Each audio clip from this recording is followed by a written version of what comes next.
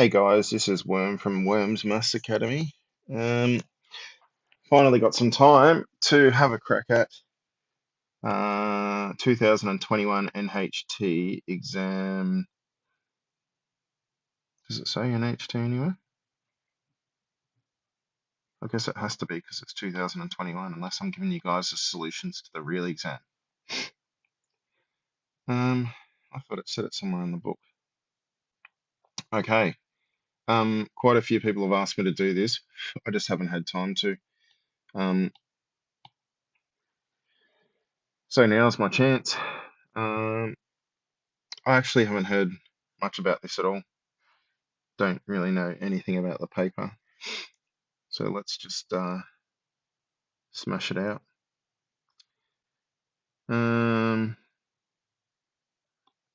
Pencil. That's all right. No pen. Marks won't be deducted for incorrect answers. That's always good. Okay, we've got one cycle of a circular function. Obviously, the center is at 1, so we can scrap that. Our amplitude is going up and down 3, but it's a negative sine graph. If it was a cos graph, it'd have to be translated, so we can scrap that, and we can scrap that. Our period is 1, so that's equal to 2 pi over n. So n is equal to 2 pi. So our answer is E. Okay, the easiest way to do these questions is to define the first function and then use the judge function in the calculator. So 3x, define, go to judge, and you can just type it in actually, because I can't be bothered. Was that 3f of x equals f of 3x? True.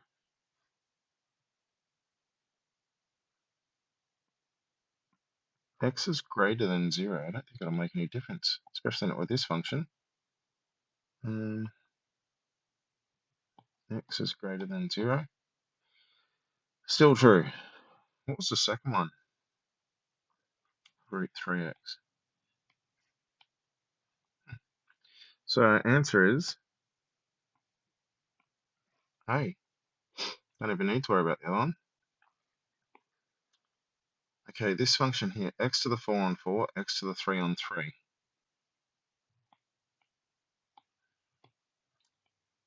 X to the 4 on 4, it was minus x to the 3 on 3, minus 9x squared on 2, plus 9x. Okay, let's auto this. Oh no, that's terrible.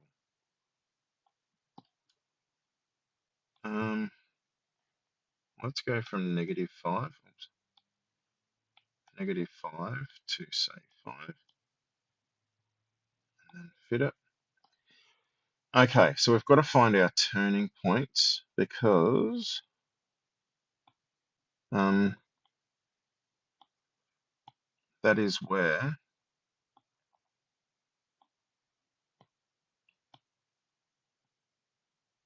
okay, so we could either go from 0, negative infinity to negative 3, negative 3 to 1, 1 to positive 3, or 3 to infinity. That's a no. Negative 3 to 1. Negative 3 to 1, that's a 1-to-1 function. 1 to infinity is no good because it's 3 to infinity. Negative infinity to 0 doesn't work. Okay, so it must be B. Okay, this one here has a turning point at x equals 3 and a y-intercept at y equals 9. I guess if they don't tell us the other x-intercept, we can't work anything else out. So I think this is just going to be trial and error. Let's have a look. X cubed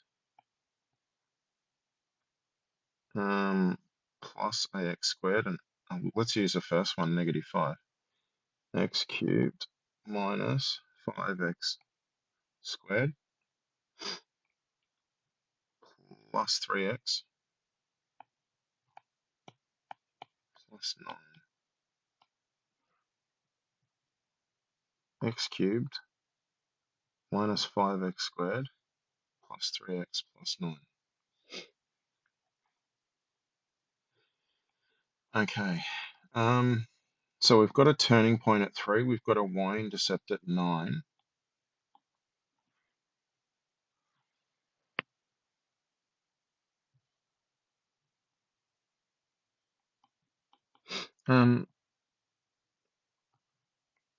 I guess that's the answer.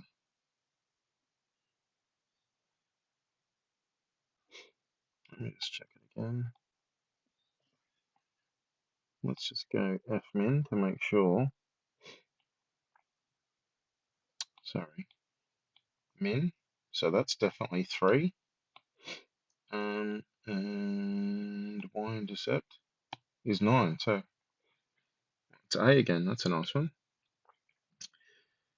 Okay, so this one they're going to spread it out. If I've got log e of root 5, that's a half log 3 of 5, because we know root 5 is 5 to the half, and we can flog it, bring that down to the front. We're going to get minus 2, because it would be q to the power of 2, log 3 of q. And then once again, that's on the bottom, so that would be log 3 of p minus. Okay, so we can scrap. The last one's just log 3 of p, so it's c. The sum of the first 4 positive solutions of this equation. So if it's a tan function, we know between 0 and pi, we're going to get 2 solutions. So 0 and 2 pi, we're going to get 4 solutions.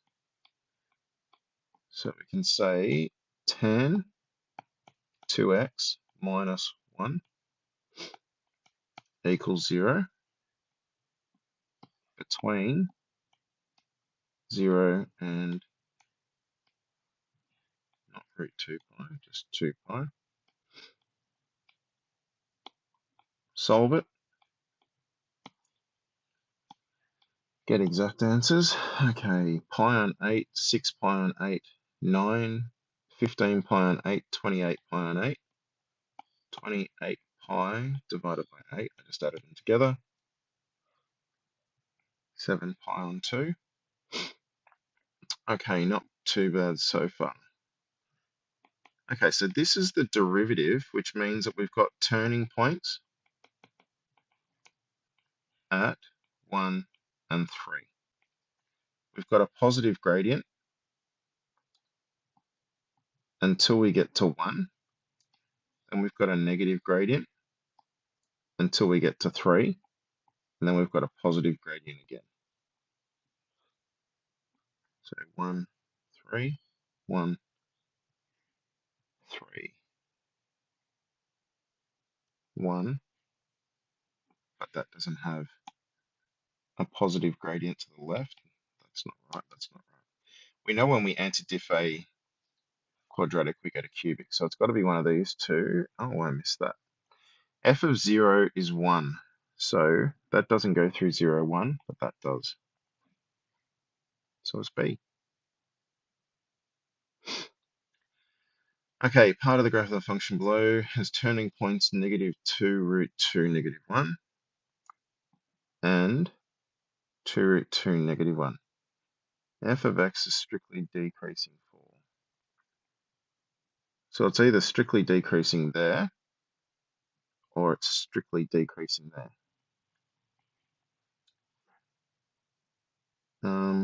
That's -2 root 2. That's 2 root 2 and that's 0. Can't be that, can't be that. Can't be that, because that's between there and there. Negative infinity and negative 2 root 2. 0 to 2 root 2.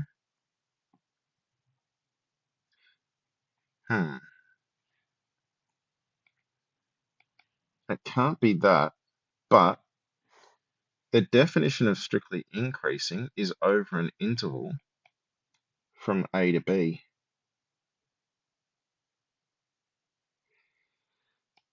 That's not over one interval.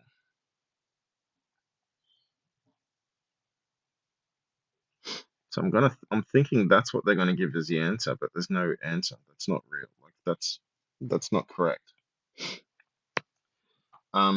Because if you look at the definition of strictly increasing or decreasing, on the interval from A to B, if f of B is less than f of A for the whole interval, we say it's strictly decreasing from A to B, but we don't ever have it with another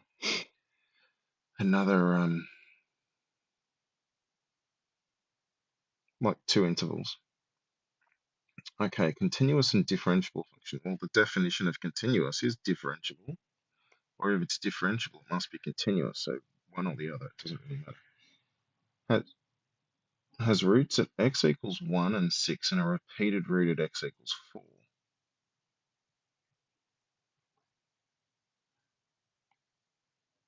Okay.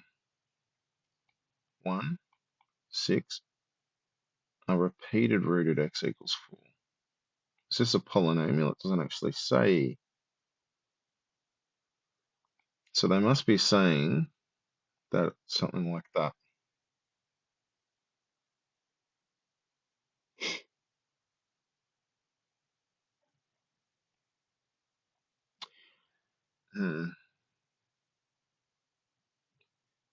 All right, if we know this area is A and this area is B, if we translate the graph up one, we're just going to end up with an interval with a width of 5 and a height of 1 because it's been translated up 1. So that area there is going to be 5. So it's going to be those two areas and then plus that extra 5 from translating it up. So that box there, because it's been moved up 1 and it's got a width of 5. Okay, the tangent of the graph of f is parallel to the line joining the negative x-intercept and the y-intercept of f. Okay, negative x squared plus 4x minus 5, negative x minus 1, x plus 5. So firstly, we've got an intercept at 0, 5. That's our y-intercept. Our negative intercept is at negative 5, 0, because that one's going to give you a positive intercept. If you've got negative 5 and 5, the gradient's got to be 1. So we've got to find when this has a gradient of 1. So f dash of x is negative 2x minus 4, which is positive 1. Negative 2x is equal to 5. X is equal to negative 5 on 2. It's always nice when the answer's there. So I found the y-intercept, the x-intercept, the negative 1. Found the gradient of that line, and then I let that function equal that. Okay, survey of a random sample of people found approximately 95% confidence interval for the proportion of people who owned a yellow rubber duck. Was that the number of people in the sample is closest to? Okay, so we've got 0.6299 plus 0.6699.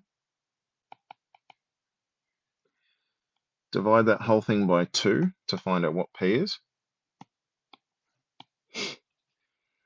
Okay, we need to find our margin of error, which is how far the center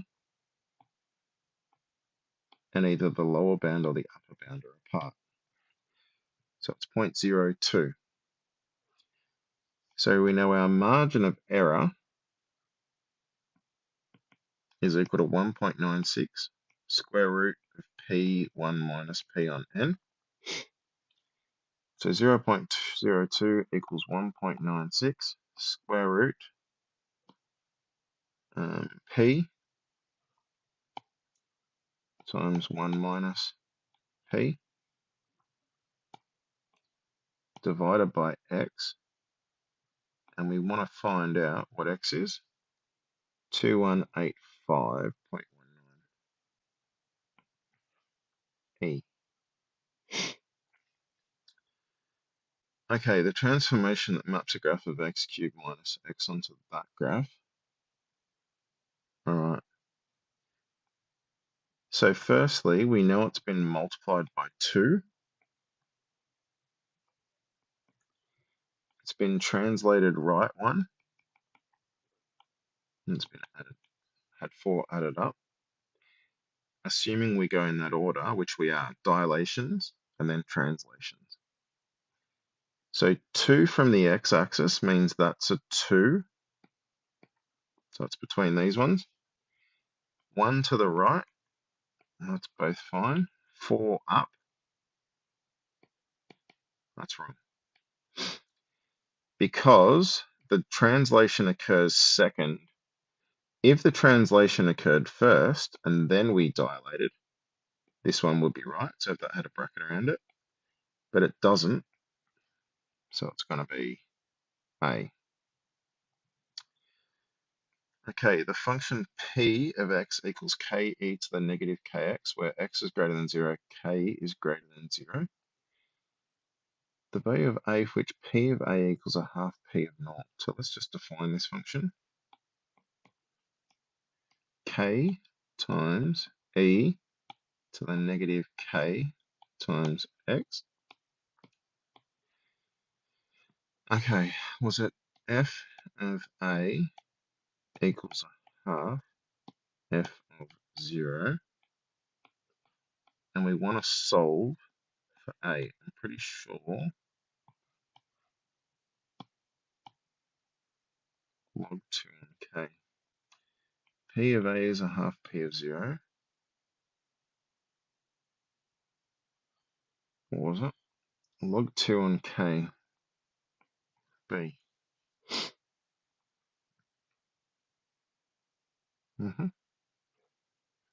Okay, a continuous random variable x has a probability density function.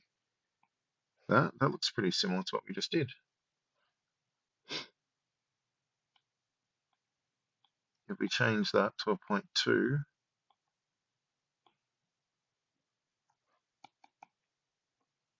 I think they're the same. Okay, the variance. So we need to find from 0 to infinity of x times f of x dx.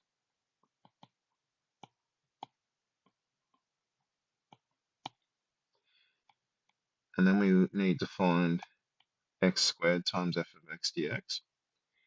We know that our variance is e of x squared minus e of x all squared, which is, okay, 50 minus 5 squared, which is 25.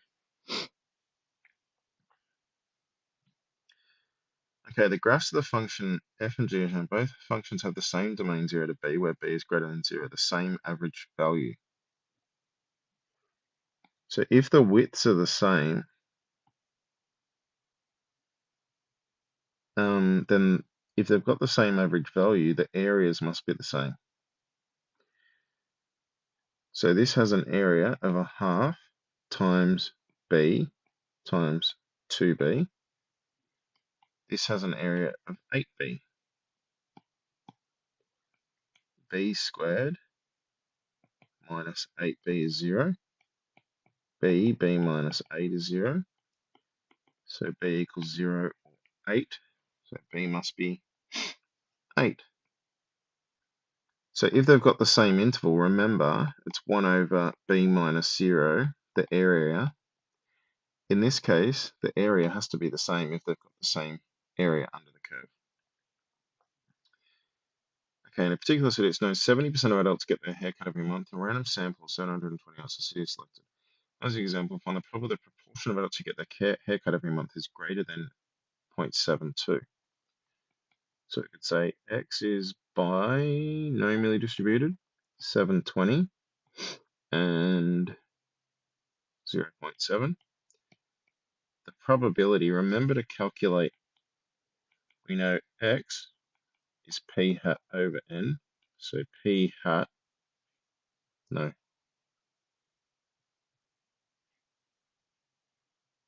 Oh, yeah. No, p hat is x over n. I'm like, what's wrong with this bloody formula? P hat is x over n, so n. X is equal to p hat times n. All right, so the probability that x is greater than p hat 0.72 times 720.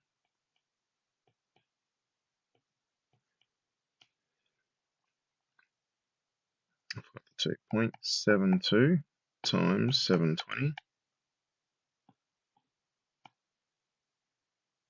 518.4.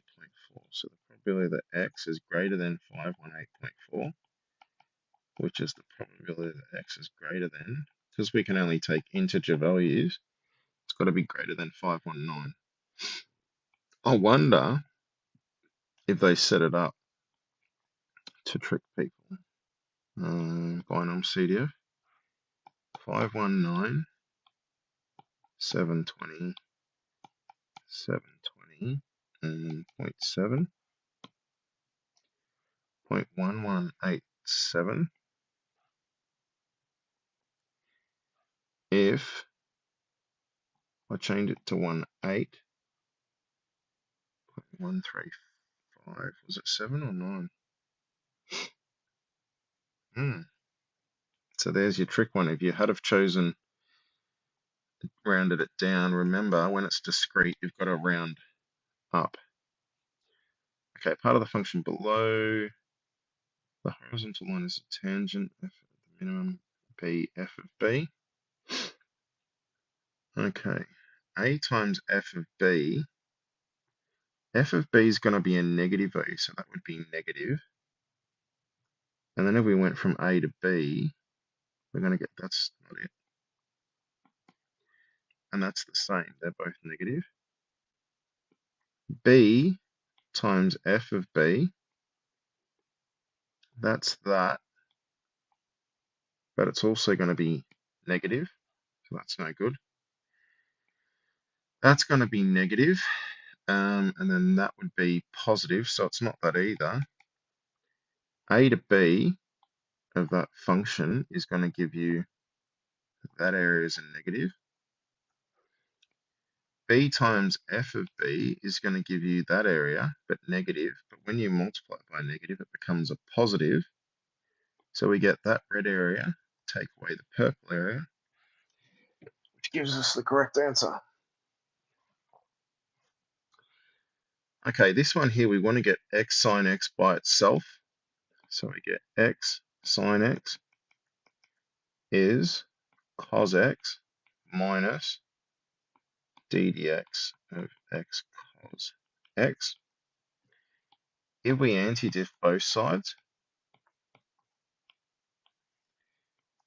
that will just be cos x dx with an integral, and that will be negative x cos x, because when you anti-diff something and diff it, it's just the same thing. Now, is this answer anywhere? It is D. Negative x cos x and cos x dx. Okay, a cubic polynomial function has roots at 1 and 3.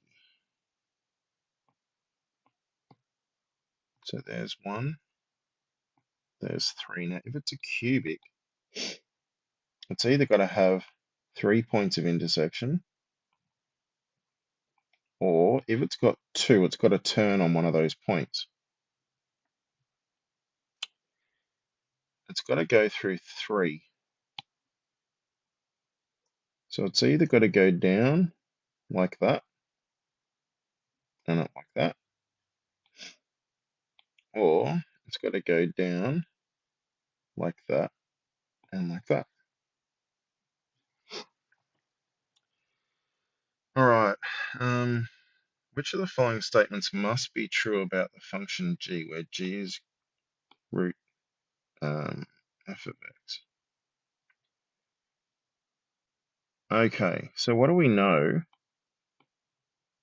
We know that f of x has to be greater than or equal to 0 because you can't square root negatives. So if this function is f of x, if it was this one,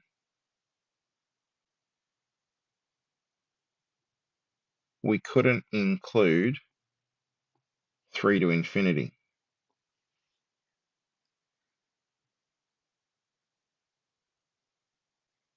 If it was this one, we couldn't include 1 to infinity. Now it says which one must be true? Well, that's definitely not true. And g of 2 doesn't have to equal 1. The domain of g doesn't so it could include 1 to 3, so that's wrong. It might not, so that's wrong. But it definitely can't include 3 to infinity. That's correct. There's no way. It's always going to be negative to the right of 3 if this thing's going to make sense. Okay, the probability distribution for the discrete random variable is shown in the table below. The value of b is... Okay, so when we add all of these together, they must add up to 1. So let's have a look. 4 over 5 plus 1 over 10 minus x squared, 1 over 10 minus x squared or cubed, plus 15x squared minus 2 over 50 plus 9b plus 5 over 50. And that has to equal 1.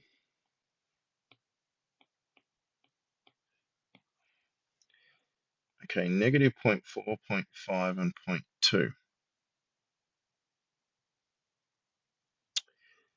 All right, so let's test this. If x equals 0.4, the same thing if it equals 0.5. Okay, so we can scrap 0.5 because it's negative. Let's try 0.2. 0.2 is okay.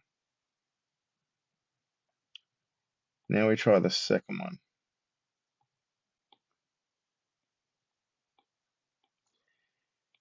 With negative 0.4, it's positive still. When it's 0.2, it's negative, and you know you can't have a negative probability. So the only correct one is negative 0.4. Now let's just test it with the last one. I'm assuming it has to work.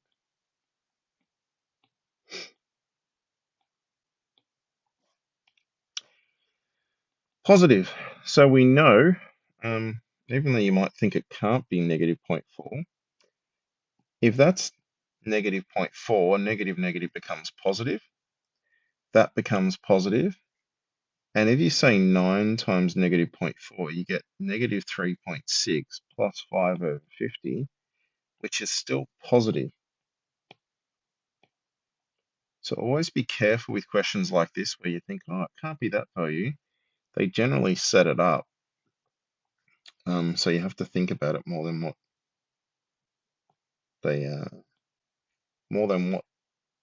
you think you need to. Don't always just assume it's the positive values. And always check to make sure the probabilities are positive. Okay, where are we? There's only one question that I thought, I mean, there's quite a few dodgy questions in it. This would be annoying if you started at the bottom and saying, I mean, that wouldn't be too bad. Where was the question? I thought there was no answer. I'm thinking you would choose D, but it's not correct. Hopefully my power comes back on soon so I can start uploading this. I will try and upload it as soon as I can. Good luck next week. Hopefully I'll do part 2 soon.